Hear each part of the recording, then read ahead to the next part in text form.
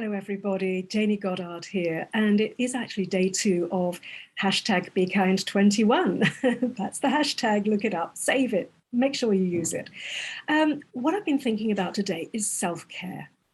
Self-care is supremely important. We all like to feel needed. We all like to feel useful. We all love to help other people.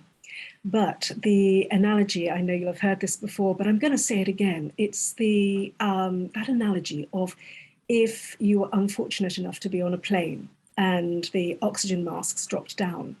They always say, don't they, put your own mask on first before you help anybody else. And it's a brilliant analogy, although it's quite scary because nobody would want to be in that situation. But the thing is, you've got to remember that if you aren't looking after yourself first, then you can't actually look after anybody else to any degree of effectiveness at all. So self-care is supremely, supremely important. Think about ways that you can actually exercise some self-care. Now, I'm not talking about fluffy things that we can sort of do, a nice bath with, candles and a glass of rosé. I mean, nice as that is, it's a very temporary sort of fix. And actually, ultimately, yeah, the bath will do you good. Candles are nice and the rosé is not going to do you any good at all, as we know.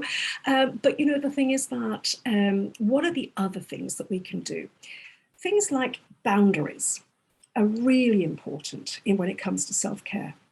Making sure that you've got really good, strong boundaries in place so that the next time somebody says to you, oh, could you just whatever it is, then the answer doesn't have to be an automatic yes. Take some time to step back. Now, I find meditation and meditation practice really, really helps with this because it sort of gives you the mental strength to be able to step back and not kind of react to things with like a knee-jerk response. So when somebody's sort of putting upon you and asking you, oh, could you just blah, blah, blah, take some time to actually think it through. And is this convenient for you? Is it actually going to be something that's going to, deplete your own resources more than they are already? If you even get an inkling that that might be the case, then you're going to have to politely decline. You don't have to say no flat out and that's it. Then what you could do is you could say, well, I'm sorry, but on this occasion, I'm not able to. However, please don't hesitate to ask me in future. You don't have to be mean about it or feel bad about it in any way. That it doesn't do you any good to feel like that, does it? But just stepping back, I think, and buying yourself a little bit of time is one of the best things that you can do.